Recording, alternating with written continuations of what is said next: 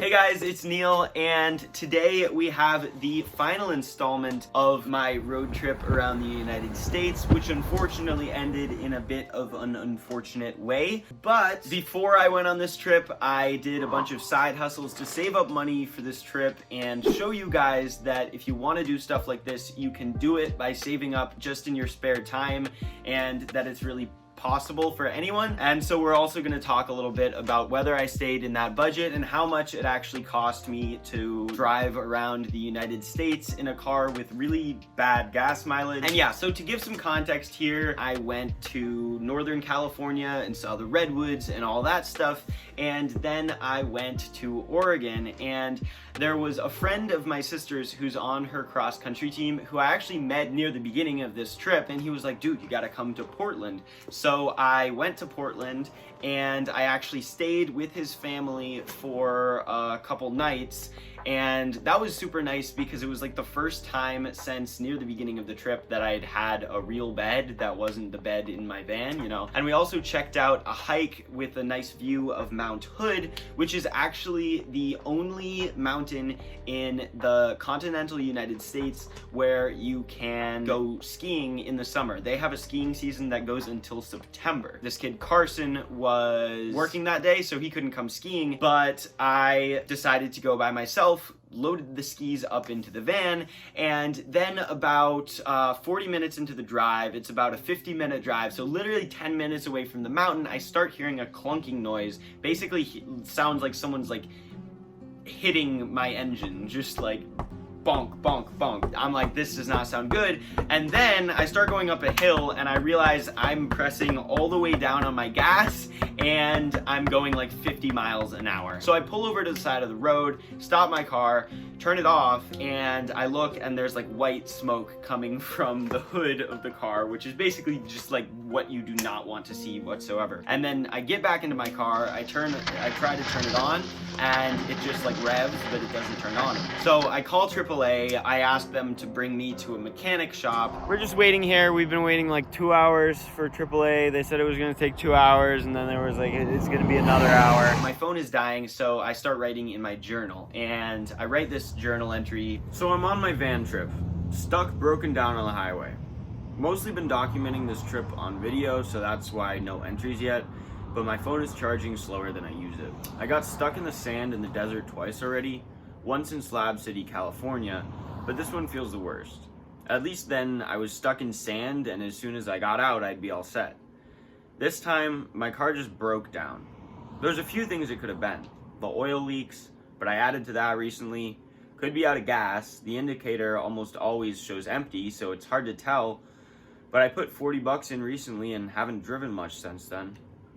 Plus, there was white smoke when I broke down, and that's supposed to be really, really bad. What if I have to spend a ton of money and wait a while? I don't have a budget for that stuff. I'm not that hopeful about, like, it looks pretty bad. We've been waiting like 2 hours for AAA. They said it was gonna take 2 hours, and then there was like, it's gonna be another hour. And so after that, AAA picks me up and brings me to a mechanic, and the mechanic looks and says, you know, maybe it's a problem with the oil. So they look and there's no oil in it. I'm like, okay, well, I filled up the oil recently. Like, there is a little bit of an oil leak, but I filled up the oil recently, so that's weird. And so he grabs a big thing of oil and dumps it into the thing, and it just starts pouring out like from all parts of the car. And basically what that means is that the engine block is done, like it is just broken, and like, so basically I'd have to get a new engine and spend somewhere between 3 and 6 grand and wait like 2 weeks there. So I didn't have time for that. I had 4th of July plans with my family, and I didn't have money to spend another 4 grand on a car that's already from 1997 and is gonna break anyways. So I asked the AAA guy, you know, is there anywhere I could just sell this beautiful van that I love and I just built a beautiful kitchen for? And he's like, yeah, you can sell it to my boss for $200. He said 100. I talked his boss up to $200, and then I sold it and left it there. So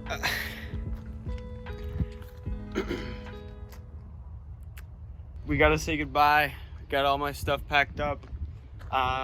say goodbye to the beautiful van that has brought us so many good adventures. And I got Carson to pick me up from this spot, which was an hour out of Portland, which is very nice of him, you know, to drive 2-hour round trip.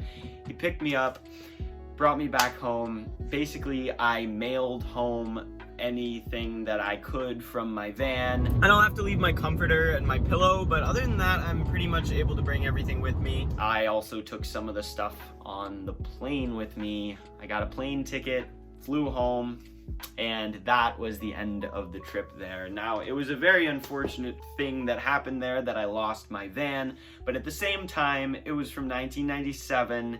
I got it for like $3 grand, not including repairs. You know, when you're driving around an old van from 1997, that might be what happens. It was still a lot of fun and definitely worth it. I'm not too bummed out, although I am a bit bummed out about the financials of it, which I'll go over now. So, starting out my trip, I had a budget of $4,313.49 that I got from these side hustles that I've been doing and recording on my channel and all that. And you might be wondering, how much does it cost to drive around the entire United States in a car with really bad gas mileage?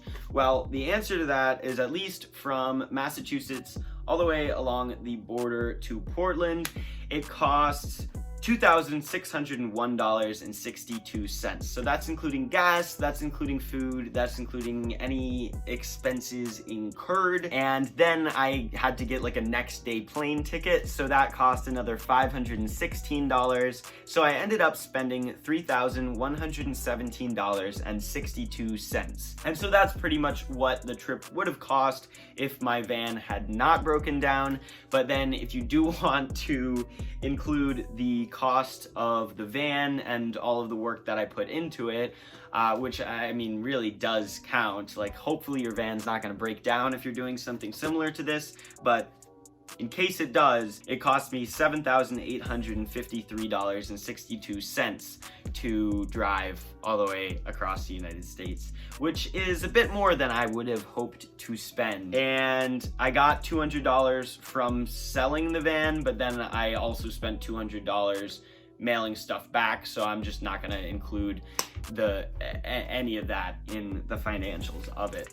But it was definitely still worth it, and I would just suggest, if you're looking to do something like this, put up a little bit more money up front. Like, there was a repair that I did on my car that could have cost $200, or it could have cost like $1 grand, and I ended up going for the $200 option. That might have saved me, but also, like, maybe just get a slightly newer car. You know, I spent $3,000 on the car initially, so maybe just put up a little bit more money up front for a little bit more security.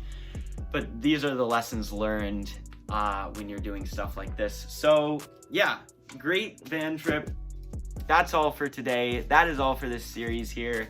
Thank you so much for watching. Make sure to drop a like if you enjoyed this video, and subscribe down below. I'm going to be doing more videos on saving up money and ways to make money, and eventually more travel videos. So stick around for that. Thank you guys so much for watching.